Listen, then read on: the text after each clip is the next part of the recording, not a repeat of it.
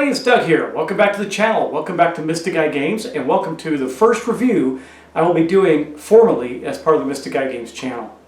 Now in this one we're going to be talking about the Stygian Society, which if you've been watching, I have been playing as a series on the channel, and I think I have a pretty good grasp of how the game plays, what's in the game, and what's available for you to keep variety and that sort of thing going on. So we're going to take a look at it in three distinct pieces. We're going to talk about the components, we're going to talk about the gameplay, and then I'm going to talk about whether or not this might be a good fit for you if your gaming tastes are similar to mine.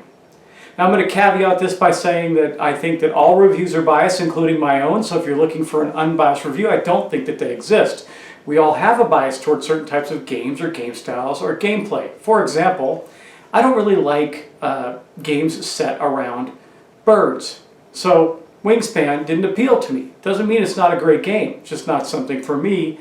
I've played it. I actually like the game now, but the theme kind of turned me off. I like fantasy games, I like cooperative games, and I like games where you can interact with your other players. I think that the Stygian Society brings you that. So let's talk about that in the review, and I'll be right back with you in a minute. So the Stygian Society is a game produced by Ape Games.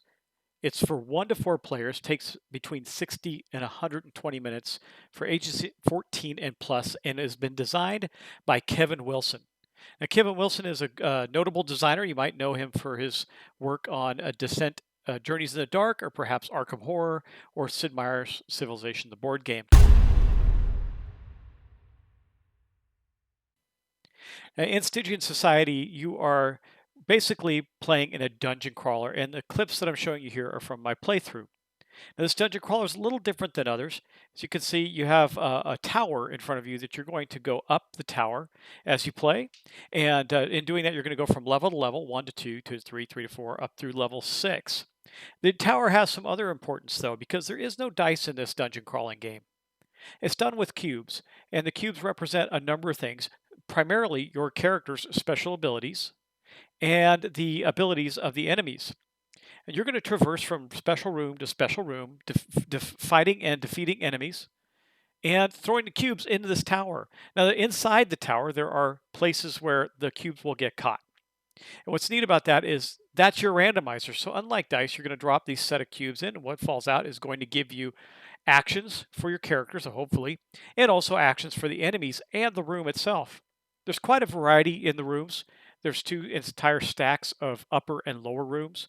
There's a pretty healthy set of mid-boss cards, which happen at level 3. And then there's another set, a smaller set, but pretty decent-sized set of wizard cards. And that's what you're trying to do, is get to the top of the tower and defeat the wizard that's been terrorizing the local area.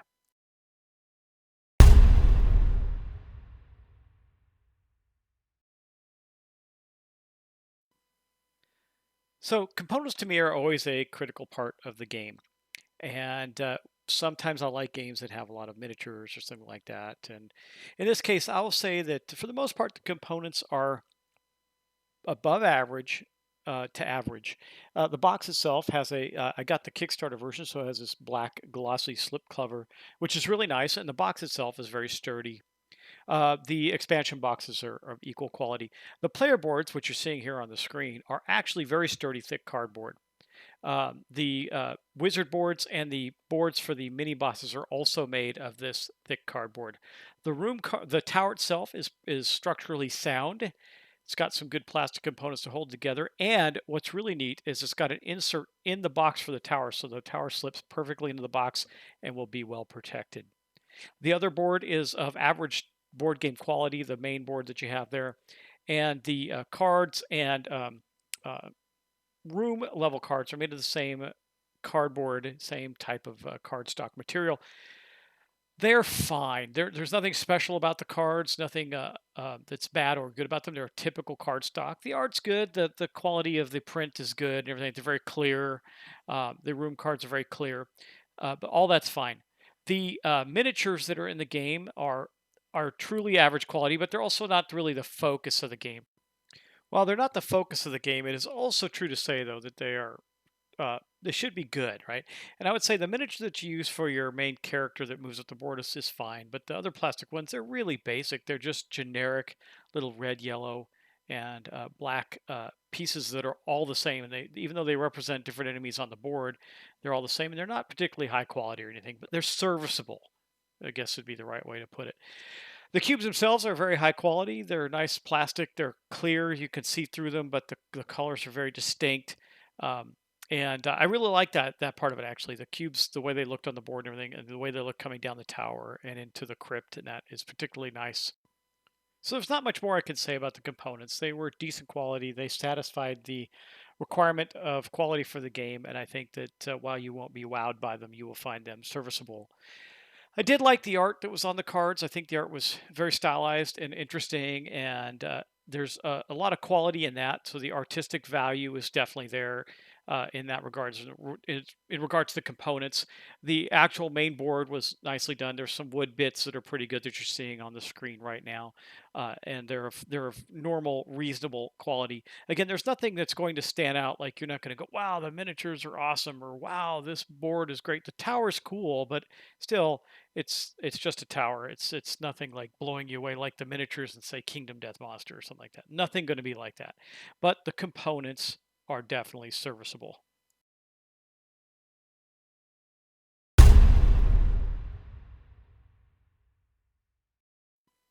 Okay, so let's talk about the gameplay. Now, as I said before, this is a cooperative game. It is a non-dice chucking game where you're chucking cubes instead of dice to randomize the events in the game. You are playing characters like in a dungeon crawler, and you're moving from floor to floor instead of like traversing through a room or something like that.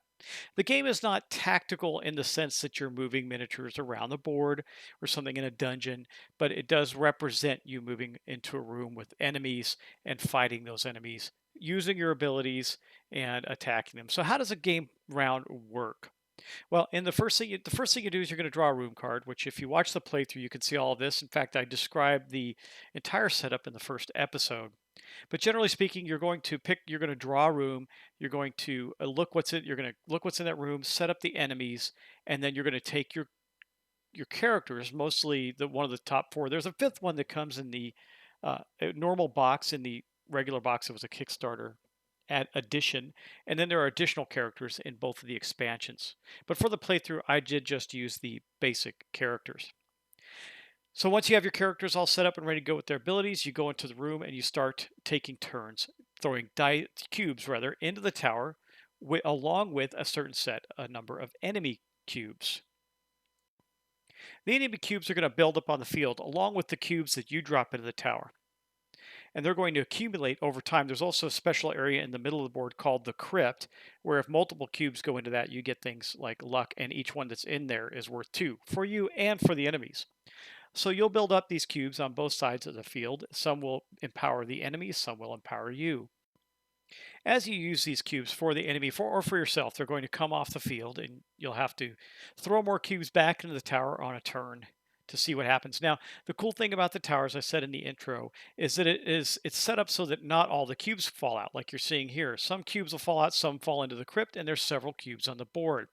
Now, the enemies always activate first. The rooms always activate first, unless your character has a special ability. The four main characters in the base game are the knight, the spell sling, the doctor, and the burglar. And I found them each interesting in their own way, though I thought that the initial abilities that I drew at first felt very weak, and I think that there are better abilities. However, you do draw them at first at random, and only later can you start to choose abilities that you get. As you progress in experience, you will gain levels. When you gain levels, you can randomly take an ability of a higher level, or you can select a new ability of the same level of one you already have. There are 3 level abilities in the game. You're going to progress this way until you get to the 3rd level. When you get to the 3rd level, you're going to fight a mid-level boss, which is going to give you some special items. And I didn't talk about items, but you do gain treasure and opens chests. You throughout the course of the game, you're going to develop peril.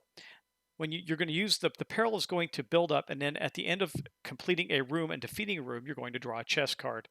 If the number on the chest card is higher than the peril rating, equal to or higher than the peril rating, you will automatically trigger the effect on the treasure card, or not treasure card, but chest card. It's almost always bad.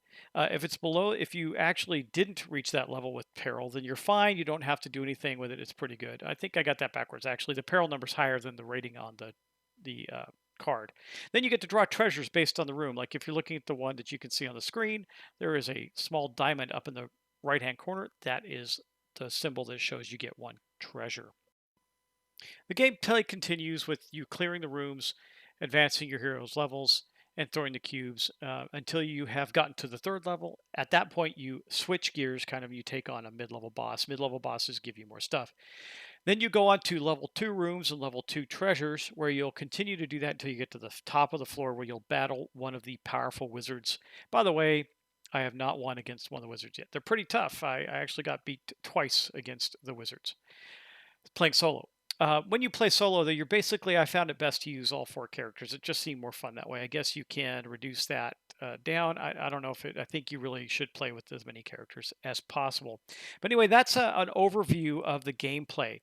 So, what are my thoughts about the game?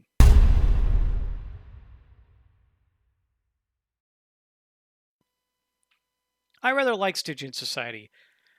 I thought there was quite a bit of variety in the abilities of the characters, so I thought some of them were weaker than others. And you could get a hard start by not getting quite the right draw of abilities. But them's the breaks, and that kind of may add some variety to the game as well. I also found quite a bit of variety in the creatures, the monsters that you have to fight, as well as the rooms and bosses. They had a variety of abilities. And once you got used to them, you could really strategize how to counteract those abilities. I thought that was pretty cool. Like once you understood how a monster worked, you could work towards counteracting it. That is a very, by the way, design type thing that you see in a lot of Kevin Wilson games. So I like that aspect of it too. I like the fact that it wasn't a dice chucker and it had some different ways of presenting a dungeon crawler.